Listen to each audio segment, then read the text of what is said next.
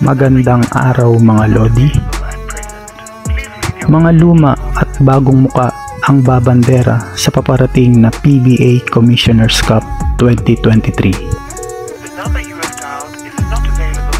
Sina Justin Brownlee at Rondé Hollis Jefferson ay muling magtatapat sa kanilang rivalry sa PBA Commissioner's Cup. Sa kani-kanilang koponan na TNT at Barangay Ginebra. Ang dalawang imports na ito ang mangunguna sa batch ng imports na magtatagisan sa season opening conference na nakatakdang magsimula sa darating na October 15, 2023. Dahil sa pagkuha muli sa kanilang serbisyo ng kanilang mga koponan na Tropang Giga at Gin Kings. Si Brownlee ay nasa ating bansa na simula pa noong June na naging bahagi ng Gilas Pilipinas Training Camp para sa FIBA World Cup bilang isa sa national team's naturalized players. Si Hollis Jefferson sa kabilang banda ay kasalukuyang napapanood bilang naturalized player ng Jordan.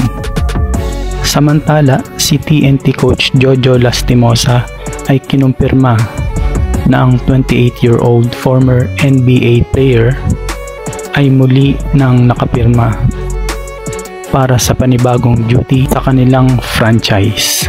Si Lastimosa ay nasa Mall of Asia Arena sa laban ng Jordan at New Zealand sa pagkatalo ng Jordan sa overtime 95-87,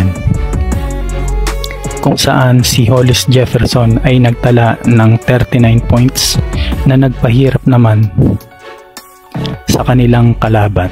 Samantala, matatandaan sa pangunguna ni Hollis Jefferson ng Tropang Giga ay na-dethrone nila si Brownlee at ang Kings para magwagi sa PBA Governors Cup Championship sa 6 na laro noong summer. Ang TNT import din ang tinanghal na best import of the conference. Habang ang Ginebra at TNT ay muling sasandal sa kani-kanilang subok ng mga imports,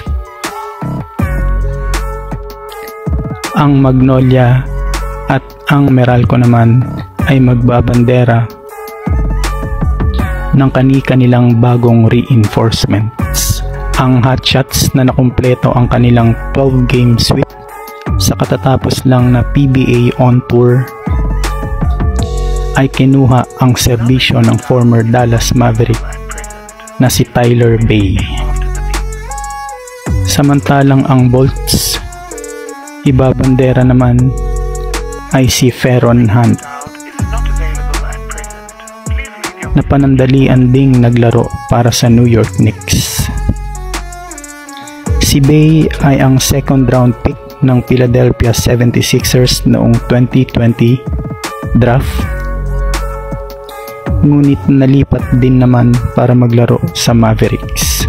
Si Hunt naman na 24 years old ay produkto ng Southern Methodist University sa NCAA Division I School. Kayo mga Lodi, sinong import ang sa tingin nyo ang magdodomina sa paparating na Commissioner's Cup 2023? Kung nagustuhan nyo ang videong ito, paki-follow nyo na lang po ako sa aking Facebook page at Facebook profile at paki-subscribe nyo na din po ako sa aking YouTube channel. Thank you for watching mga Lodi.